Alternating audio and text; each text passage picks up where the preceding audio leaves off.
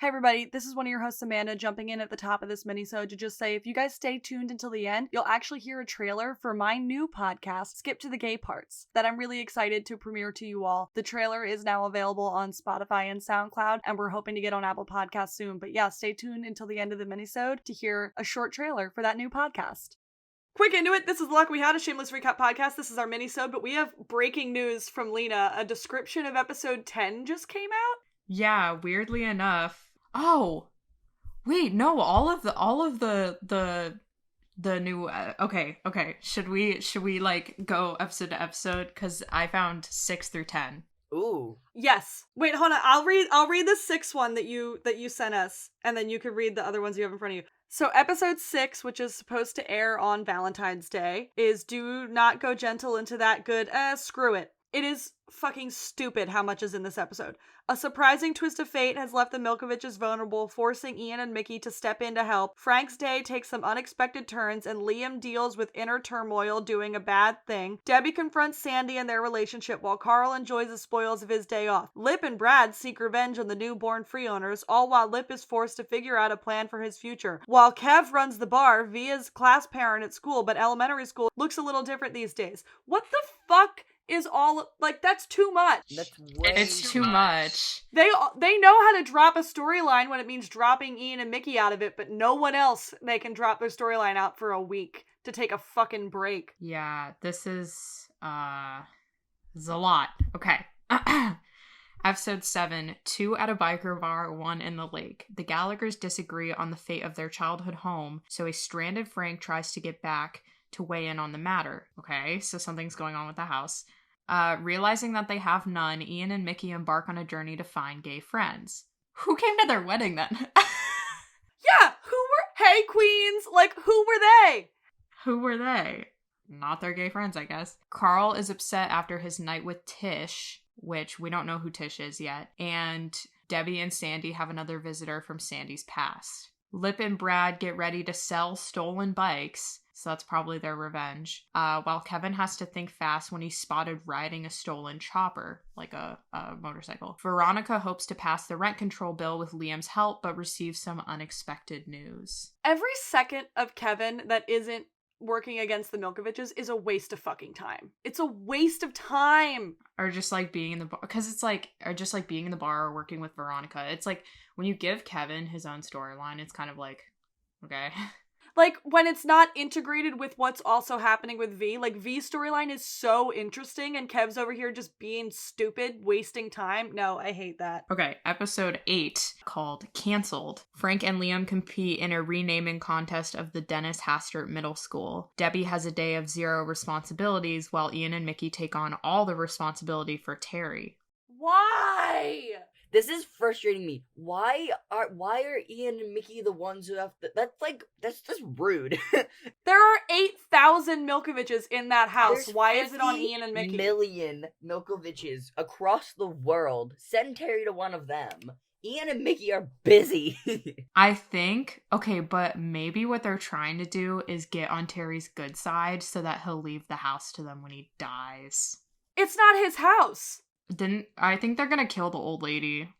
Because Frank tried to, but I don't think he did, right? Yeah, she's like on her deathbed right now. I mean, Frank pulled the plug, but she didn't die. Veronica is depressed about her mom moving, so Kevin tries to cheer her up, all while planning a special surprise. Carl is put on Vice Squad, which is all fun and games until it's not. And Lip has a close encounter with the law, which forces Lip and Tammy to team up and sends Brad into a spiral. Oh wait, there's two more. I have episode 9 and episode 10. Episode 9, Survivors. Frank wants to pull one last heist with the old gang. Debbie struggles with the idea of change and blames Lip, while Lip and Brad find out that the new owners of Born Free are in the mob. Great. So you're telling me those 2 little white twinks are in the mob? Great. What? Because that's a necessary storyline to bring in 2 episodes before your series ends forever. Oh God. That makes no sense. Well, and there's like all of this stuff about like change, and it's like, what is going on? Okay. Mickey and Ian learn a surprising truth about Terry's past, and Liam tries to find a new place to live. Watch them turn Terry gay. Watch them turn. They're gonna do the gay thing with Terry. They're gonna and it's gonna be like, oh my God, he was a homophobe, he was gay the whole time. God damn it. The lazy ass Stop writing. trying to fix Nazis. They're Nazis. The way that this show is so casually, like anti-Asian, anti-Semitic, like it's like, oh my god, can you guys just like chill out for 2 seconds? Okay, there's more. Veronica reluctantly helps her mom move to Louisville, while Kevin is forced to watch Gemma and Amy while running the alibi all on his own. Carl is put on the eviction unit and reunited with an old partner. And then episode 10, which just came out, called DNR. Lip has a million projects going on, and Frank is one of them. Liam is forced to watch Frank, so the two of them embark on a journey to take down Liam's classmate in an effort to get Liam into STEM school. Carl's disillusionment with the police force comes to a head. Debbie embraces the next chapter of her life and hunts for a new place. Mickey and Ian toy with the idea of the West Side. Kev meets Veronica in Louisville in a last-ditch effort to convince Carol not to move. Watch Kevin V move to Louisville. Mickey and Ian are gonna... Right? Because it's like, they're gonna get their own place, Debbie's gonna get her own place, Lip and Tammy are gonna find somewhere to live. But it's like, what the fuck is gonna happen to Liam? Ian and Mickey toy with the idea of the West Side. I like that. They're like, we can't be North Side. That's not going to happen. And we're not going to travel too far out of Chicago. But the West Side, we could do the West Side. I like that. I'm really curious because it seems like the Gallagher house is just like not going to be in the picture because it's like Debbie's looking for a place. Or you know what? Carl might take it. I'm thinking maybe watch Lip and Tammy take over and they're like, listen guys, I think we're all going to move in, blah, blah, blah. So I'm guessing they're like kicking Debbie to the curb or something, because from what it seems like, maybe Fiona did give it to Lip. I mean, yeah, Lip and Tammy don't have a place to live at the moment, so like it would make sense that they were going to move back in anyway. If they just take the house, they're the one with a kid. That makes sense. Yeah, maybe they'll take the house. Maybe that's why Debbie's like blaming Lip for change, quote unquote. Yeah, Mickey and Ian get their own place. Debbie's gonna get her own place.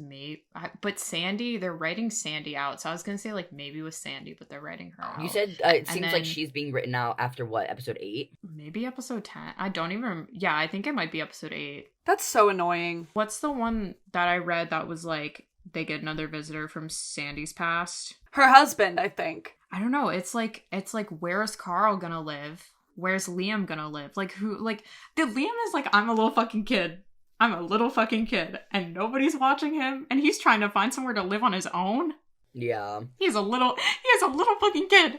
I'm thinking if everybody else moves out, Lip, Tammy, Fred, Carl, and Liam staying in the house makes sense. Yeah, but, like, then it's like, what is the deal with Debbie not... Because it's like, okay, but the house has enough room for Debbie. There's not enough for Freddie, Franny, Liam, Carl, Lip and Tammy, and Debbie to all have their own. That's 6 rooms. There aren't 6 rooms. Maybe if Kevin and Veronica move to Louisville, somebody will take their house. Maybe. Let's not pretend any of this is going to make any sense in the next couple episodes. No, and it's literally going to be like, we're all going to be sitting here like, what happened? We're all like a beautiful mind trying to put this shit together. No, they're throwing paintballs at the walls and seeing what the fuck it looks like when they're done. They're trying to topple Supernatural as the most homophobic gay show to ever exist. And if they do that Terry thing, they will succeed. So yeah, like we said at the beginning, this is The Luck We Had, a shameless recap podcast, the mini-sode edition. And as you already heard, the lovely voice of our returning reigning guest, Lena. And beautiful co-host Evan and myself, co-host Amanda. We are all here to talk about, how Shameless airs like once a fucking month now. So we're here once a month to talk about that episode because we're not talking about the Hall of Shames because especially the Liam, Carl, Debbie one was fucking boring as hell. So they're not worth our time. I only care about Liam. But 1105. What? I forgot the title of 1105 already. It was called Slaughter. Yes, thank you. 1105 Slaughter, which aired on January 31st, and now it is February 6th, and the no new episode is happening this week because the fucking football man has to play football on a big bowl. There's no... Damn, that's gonna fucking suck. There isn't even a Hall of Fame. But the Puppy Bowl is on, so it's fine. It's literally fine. But 1105, let's talk about it, because all those other episode descriptions are giving me stress. Do we want to do the thing like we just go down the characters and see what the fuck they did this episode? I broke it up by Kevin Frank V, Debbie, Franny, Sandy, Carl, Lip and Tammy, Ian and Mickey, and then Liam. So let's start with the Kevin Frank storyline, which is still, at this point in 1105, still an interesting storyline. They're going to war with the Milkoviches. We're just gonna pretend like an old lady has lived in that house forever when Jimmy Steve literally bought it and then gave it to Tony, and an old woman has never at any point lived there. I don't know. I literally, they don't even know. They're like, oh no, Before actually. Jimmy Steve bought it, they called it like Old Man Whoever's Place. And then Jimmy Steve bought it. And then he gave it to Tony. Yeah, and like, where's Tony? And we then? literally saw Tony in it. We literally saw Tony living in it. In season 2. Yeah, or didn't he have, like, his, live-in girlfriend, and they were like, oh, that's, like, his second or third one or something? Yeah, that was in season 2. But then it was, like, maybe I guess you could argue that he, like, moved out, because then when Ian saw him in season 6, he, like, acted like he hadn't seen him in forever. Yeah. But they're acting like an old lady has lived in that house forever, that has been her home and, like, her entire literally... life. In the first episode, they were like, oh, the old man died, like, last March, so we're neighbors now. Like, we're next door neighbors now. Shameless does not watch... The Shameless writers don't watch Shameless. No, they don't. They just don't. They don't even read their own scripts. That's what I was They're gonna like, say. Like, that's how I am. Like, I always talk shit on, like, Riverdale and stuff like that. Like, the writers need to sit down, watch their whole series before they write the new script for the new season, because they forget everything.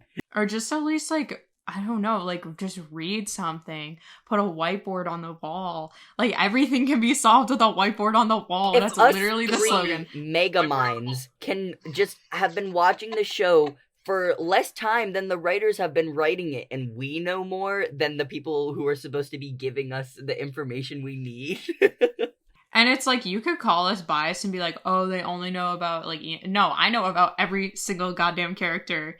And I know all of their little plot lines and intricacies. So if you're gonna sit here and tell me that you're right just because you're writing it, you are so wrong. We're not the only ones who noticed it either. In a bunch of, like, Shameless Facebook groups, people are like, hold on, wait a minute. Didn't Jimmy buy that house? Like, Yeah, everybody's like, hold on. It should say something when the Facebook people are saying something. No offense if any Facebook people are listening to this podcast. Thank you for But your it's just listens. like casual viewing. And Yeah. casual viewers are like, what's going on here? Yeah, Twitter stands and us crazy asses can tell anything. But if someone who's a casual viewer notices there's a fuck up, that's on the Shameless writers. But yeah, so Kev was giving me Mickey energy in this entire episode, and I lived for it. I can't explain it, but the way he said, like, Tommett and Kermie, and the way he, like, beckoned Frank to come with him, it was Mickey energy. Mm-hmm. It's the command of the room. And there's even more evidence in this storyline that Frank is losing his shit. And good to know, Frank draws the line of who sucks as people at white supremacists. Like, when the kids in the print shop are like, there's a rally! Frank's like, this neighborhood's going to shit. Like, Yeah. good to know you draw the line at Nazis. Thank you, Frank. Well, and like, now that we have the episode descriptions and everybody's like, we have to watch Frank, it's like, okay, maybe they're finally leaning into this. Hopefully. Yeah, because it seemed like storyline. this episode, I feel like compared to like the last couple episodes, it didn't seem like he was losing it too much. Like, definitely there was still like illusion that there's something going on with Frank, but this episode didn't seem like it was too in your face, because like the other episode he like literally gave in the plan they just did, and that was like a big like, you good, Frank? But this one, it just seemed like he was just stumbling over his words than actually like forgetting things, unless I'm missing a scene that I don't remember. No, yeah, it was just general kind of vibes of, like, he was not all there. He wasn't very present. Yeah, like, props to Bill Macy, for sure. Yeah. But anyway, the V storyline, I really enjoy the V storyline. She's trying to register back black voters in the South Side. It's awesome. And some people that are viewers of the show are complaining that this is Shameless claiming that there aren't a lot of black people in the South Side. But no, this is a story shining a light on the gentrification of a previously very black neighborhood of the South Side, going like, there used to be way more black people here, but then gentrification pulled in and now black people can't afford to live here anymore. So V is trying to get all these black people to come vote, but she can't fucking find any. Yeah. And then that last lady pissed me off. I was like, I can't do this, actually. It made me really sad, because it just seemed like this episode, especially towards like POC and like the black characters or whatever, it was just like really like I don't know, they just got the worst butt of the storylines. Like, V was so frustrated, she was just trying to do her part, and don't even get me started on Liam. Don't even get me Liam. started on that poor boy. We'll get to poor baby Liam, but oh my god, I just wanted to protect him. Sorry, the Hall of Shame for Frank just came out. Oh, the description? What is it? After a lifetime of scheming to beat the system and support his many vices, Frank Gallagher, the irresponsible, unemployable patriarch of the Gallagher clan, is visited by the ghosts of his past, present, and future. People are saying they think that there might be some Monica returning, and the Fiona Hall of Shame also just came out. Do you want to? Sure, yeah. What did it say? Yeah. So it looks like Fiona is not going to return. Fiona. In interviews for a reality dating show, the Gallaghers reminisce about their beautiful, tough-as-nails sister who for so many years kept the lights on and a roof over their heads.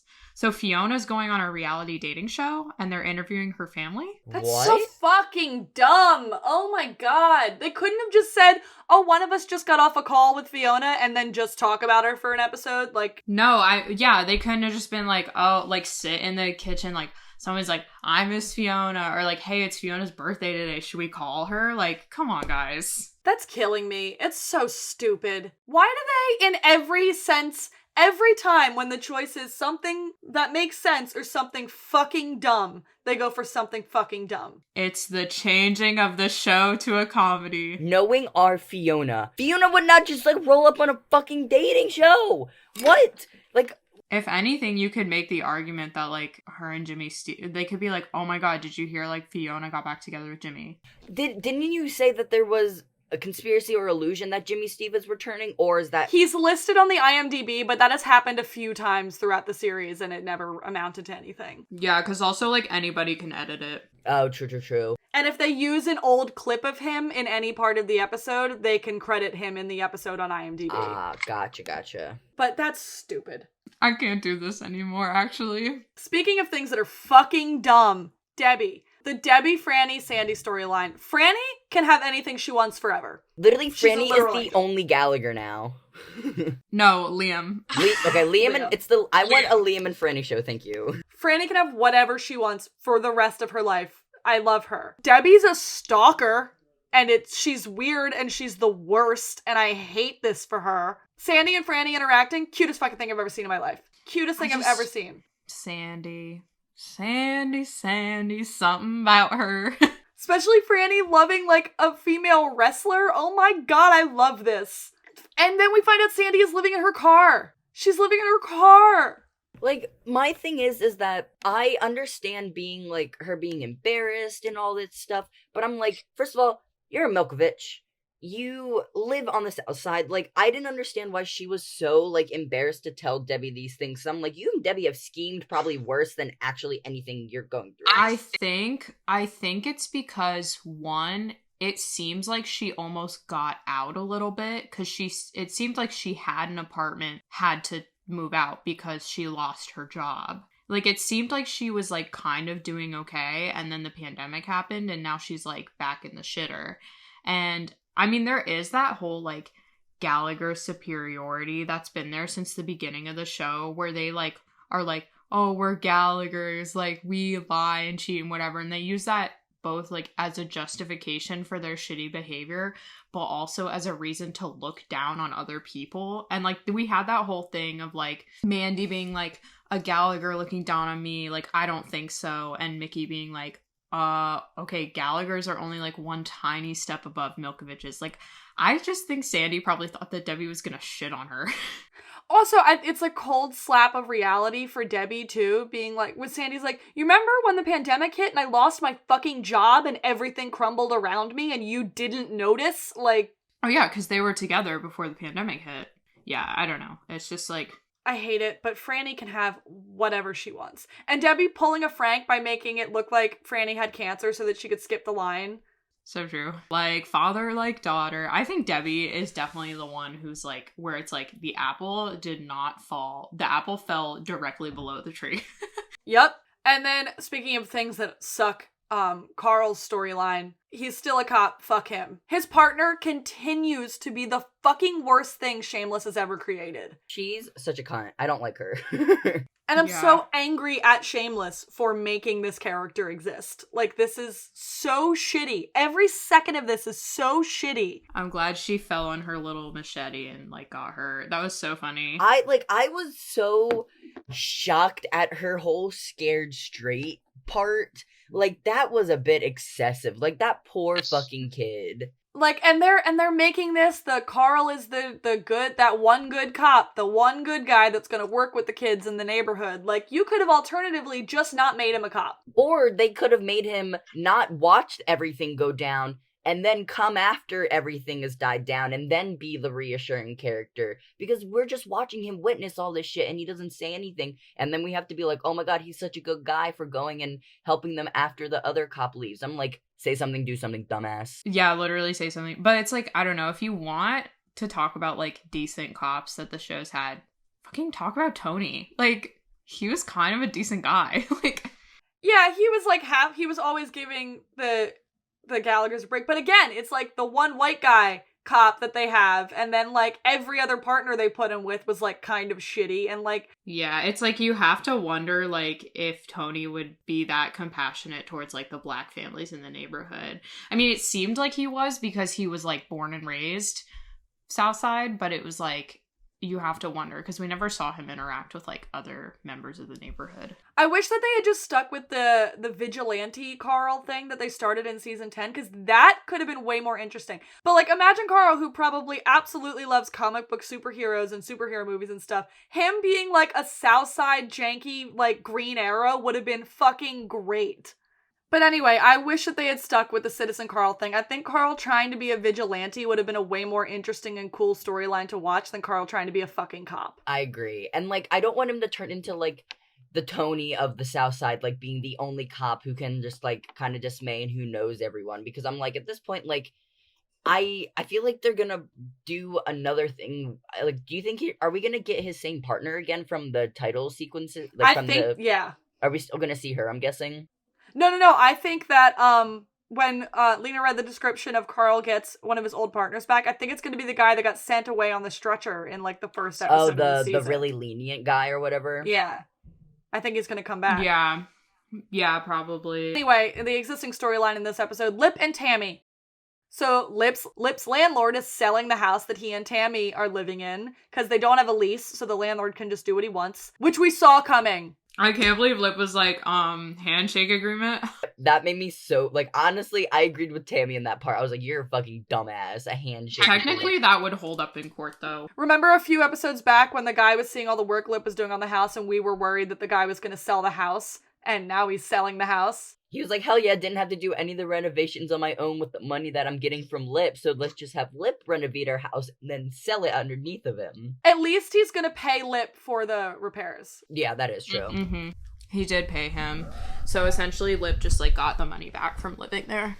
So Lip and Tammy go house shopping, and they go to a house that was apparently the site of a grisly murder that someone on Facebook actually pointed out was the foster home that Debbie lived in season 3. Oh, with that, like, the sweatshop lady? Yeah, like the porch it's the same porch. So funny.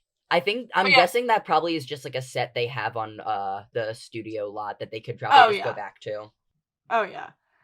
So the house was a site of a grisly murder, but they eventually are like, you know what? I can't hear the sound of that baby ghost crying. I don't know what you mean. We could totally live here. Personally, for you guys, would that bother you that much? Yes. If it was actively haunted, yes. Like, if you could hear the sound of a baby crying, that's a little too white person in the beginning of a horror movie for me. Like, that's... And, like, but then they're not gonna actually end up being able to get it because Lip loses his job and then breaks his sobriety with his sponsor. What the fuck? I feel like Lip has been through way worse shit since he got sober and didn't break his sobriety, and then he was like, well... Yeah, like that moment in the finale of season 10, when it's like a very big deal, it's a very dramatic deal of him standing at the wedding, breaking his sobriety, like, and then he immediately goes to a meeting, like, it's an enormous big thing, and then this was so fucking casual. That, but it's also like, oh my god, bringing Brad down with him.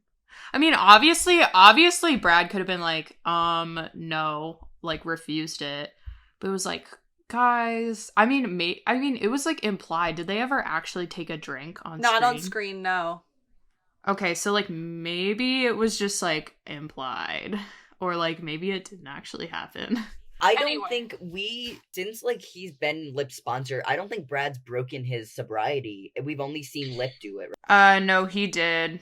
Yeah, there was a storyline. I can't even remember it, but Brad broke his sobriety and Lip had to help him for a while. It was back in like season When they meet? Yeah, no, it was like season 8 or something, or like season 9. But yeah, I mean, I'd assume they broke it, but it's like way too late. Like if they're gonna do this, like they can't walk back on it because it's like it's way too late in the season to be like opening up new storylines like this. Because there's gonna be like no good resolution. When do they have good resolution to literally anything at all? Never. Speaking of that, the Ian and Mickey storyline, they're so in sync even when they're bickering, it's kind of like, well, the way they both turn back to tell Debbie to fuck off, like, they were so in sync with each other. I feel like that's like a Cam and Noel thing and not even like a writing thing. I feel like they're just like, what if we were in sync? And Cam and Noel are just like, they've been working together for so long that they like just are like that. Like, it's great. A little bit, yeah. My new thing now is like I like to see when I can try to tell if something was ad-libbed or not, or like when like a Mickey and Ian scene or whatever. Because I was watching which one's when they go to the border? That's season 7, right? Or season, Yeah. season. So the scene when they're like walking through like the quinceañera and then Mickey grabs like the plate off the table and he's just eating and then he was like, "Good beans though." I was like, that had to have been just Noel just like walking up because you can tell because the lady he steals the beans from, she like looks down and she's like like she's so confused. So I'm like, that what? had to have been like an ad-lib thing. But like all of like the way they're like together now, I'm like, definitely it's like Cam and Noel being like, okay, we're gonna do this, and like, Yeah. And they definitely, like, we know they improv and ad-lib off of each other a lot. And, like, that's where a lot of our favorite fucking Galovich moments have come from. Like, the kiss on the head and the hand on the glass and all that shit. Where did they get the SUV? Did they buy the SUV with the weed money? Where did they get the SUV? They might have bought it used. does anyone have like an SUV that we know of? Like, I don't think so. It's Kevin not Debbie even are the it's only not people I know even about an with cars. SUV. It's like a Jeep. It's not even really an SUV. It's like an old Jeep. But like, they're driving a car, and I'm like, where'd you get that? I mean, yeah, maybe they bought it used or stole it. I mean, they did say it was so weird. They were like, people were pointing this out where the lady, when she was hiring them, was like, going rate is $1,000 a day, and then the Milkoviches steal $1,000 from them, and then Ian goes, there goes our profit for the whole week. Yeah. Unless they're only doing one run a week. I don't know. I mean, that's like, but yeah, she said $1,000 a day.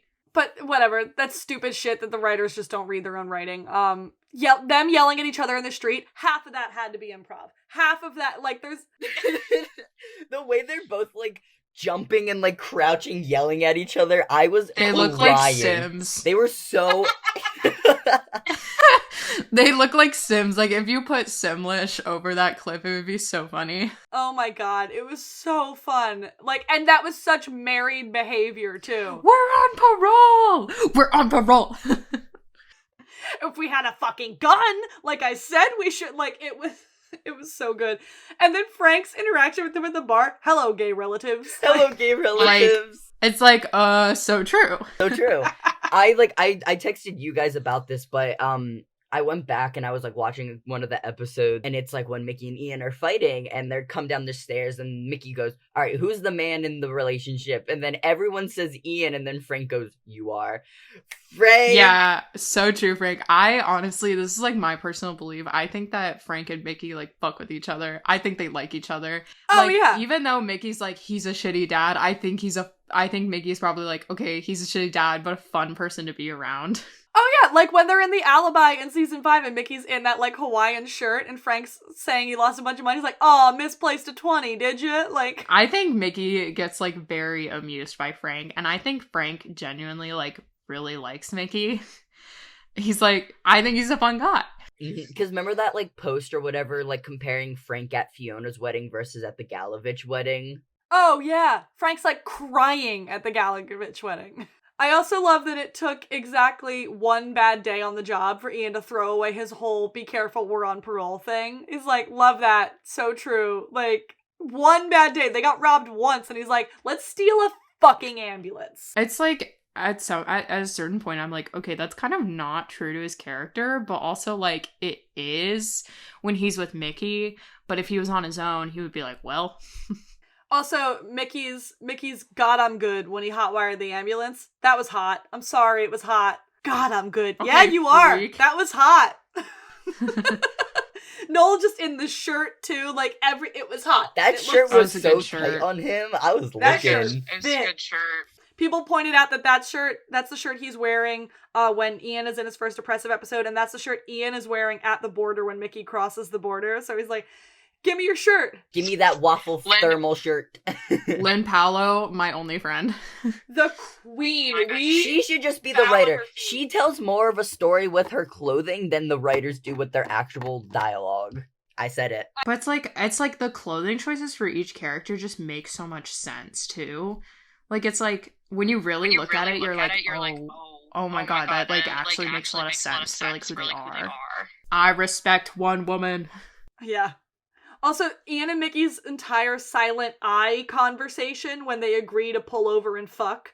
Like, Mickey's like, that's the hottest thing I've ever heard you say. And, like, they just look at each other and they eye fuck and they don't say anything until Mickey's like, oh, hell yeah. Like, they just silently agree to pull over and fuck. The kiss was hot. It was a good kiss. Ian, like, Cameron just, like, fully grabs. I think Cameron cut off one of Noel's lines. Cameron had a look in Something his about Cameron. eyes. He had a look in He's his like- eyes. He, like, fully just tries to, like, eat other people. He's like for real, like, taking a bite. Like, if you really look at him when he's like, when he's going in for it, he's like, his mouth is like fully open. He's taking a fucking bite. I did not enjoy watching him make out with Caleb because they both were so intense. Like, I could not do that. No, it's too much. Yeah. Yeah. I straight up think he cut off one of Noel's lines, too, because he just fucking grabbed him. Like, it was Yeah, so I mean, well, they did all vote. Do you remember that promo video when they were like, who, like, it was like the shameless superlatives, like kind of like yearbook superlatives, and they all voted Cameron as biggest flirt. I mean, he's a Leo, so it makes sense, but And Noel is a Pisces, so it made sense that he would just roll with it. So I like that. yeah, I like that for them. but in the show, Mickey's a Leo and Ian's a Taurus, I think. Okay, Mickey's Polish now? in season 10, at the wedding, at the Polish doll, they straight up say that Mickey is not Polish. Like, he's like, I'm not Polish. I don't speak that Polish. Like, he's not, we've said blatantly that he's not Polish. And they're like, the Milkoviches are from Poland. Like, but you just said they weren't. So what's the truth? Yeah, like, it was so funny to us is because, like, me and Sebastian is because, like, recently, like, since, like, we've, like, started talking again, like, so many different shows we're watching has been paralleling mine and his lives, like, just from any which way, and we were like, the odds of Mickey all of a sudden being Polish, and I'm Polish, and I was like, this is really weird, because we saw that, like, when we heard that, we both, like, looked at each other, we're like, he's Ukrainian. I was like, I thought Yeah. they built that up for so long and used so much of, and then for them just to be like Polish, and I was like, they're doing this for me. According to Google, Milkovich is Serbian, Croatian, Slovak, and Ukrainian. Just different spellings. But anyway, at least they're not fighting anymore. And, like, yeah, they found a dead body, but they dealt with it. And they're adorable and they're married and we love them and they're great. Liam is baby, and I want to hold Liam in my arms and protect him forever. I literally, that kid deserves a break.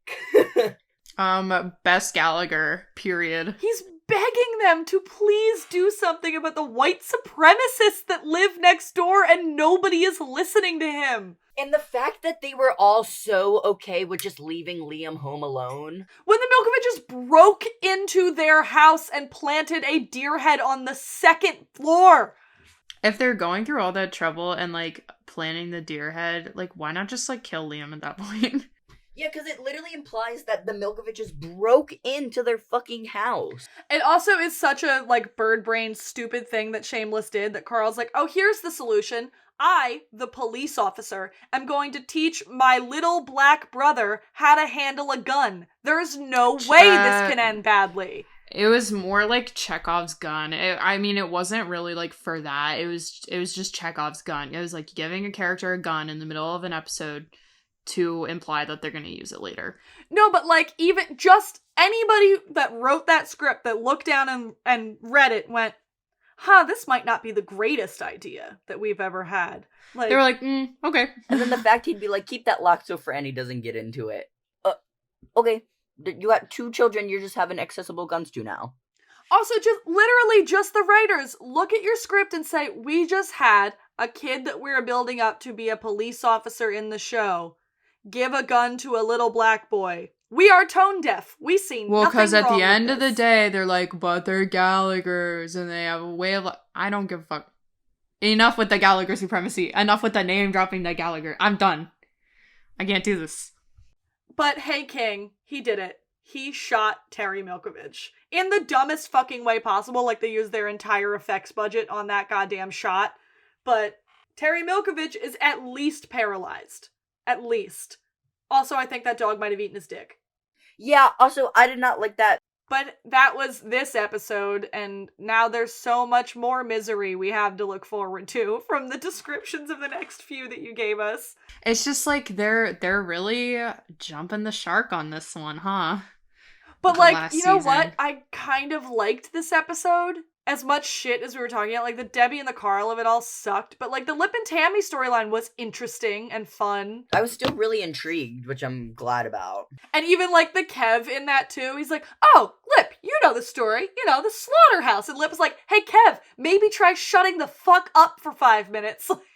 He's just a little himbo.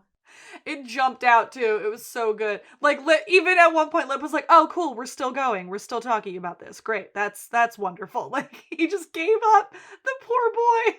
So this is the longest mini-sode we've ever done. I'm sure we're gonna cut it down. Yeah, I'll be able to cut it down a lot. But that was 11:05. So thank you all for listening to this chaotic, fucking insane episode. I'm definitely gonna get this up before a new episode of Shameless airs. You got plenty of time because those bitches only air once a month now. They're not even doing a Hall of Shame in between on the Super Bowl, and it's like, I get it, but it's like, come on, guys. Here's our extra long mini-sode about 11:05, because you know what? There's just been such a big gap in weeks that we had some time to make up for, so... That was 11:05 Slaughter, and if you guys stay tuned pretty soon, I don't know if we're going to put a gap between, like, I don't know if we're going to try to record a few episodes of Season 3 and wait and then start publishing them, because I don't know if we're going to do weekly, I don't know if we're going to do bi-weekly, we're going to figure it out. But episode 301 will be up soon, the 3 of us are going to record it right after this. Link to all of our socials is in the thing, follow us, luckwehadpod, on Instagram and Twitter and stuff, and... Follow Evan, follow Lena. Links are going to be in the episode description. And we'll talk to you guys all in a hot minute, right? See you soon. See you soon. Bye. Bye. We've all been there. Someone convinces you to get into a television show with the magic words, oh, by the way, there's a queer character in it, and you're sold. Even though that queer character might not get any screen time at all, they might meet a tragic end, they might never get to have a romantic relationship, or they might just be coded queer, but then told to our faces, you're crazy, that's not a queer character, we don't know what you're talking about. Hi, my name's Amanda, and this is my podcast, Skip to the Gay Parts.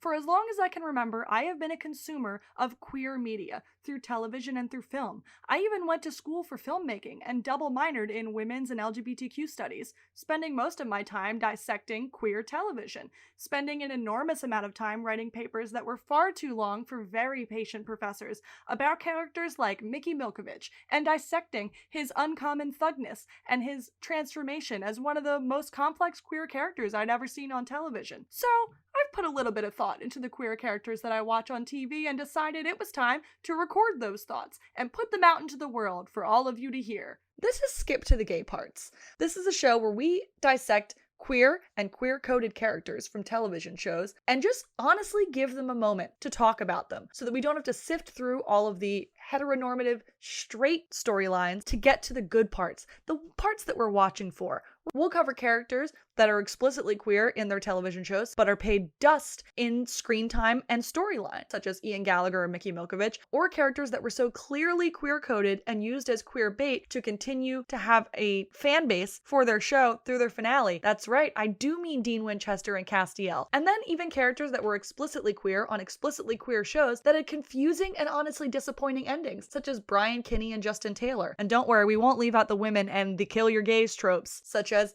Tara and Willow from Buffy, Annalise Keating from How to Get Away with Murder, or just the complicated and entertaining and wonderful characters such as Callie Torres and Arizona Robbins. This is just a sampling of the characters that we would like to cover on Skip to the Gay Parts. We want to hear from people too. We want to know what characters that you saw as queer-coded in your favorite show, or were explicitly queer, but were used for fan fodder while not actually being given the time and respect that they deserved as characters. Let's pick a character, let's pick a show, and let's skip to the gay parts. I'm Amanda, and this is the podcast.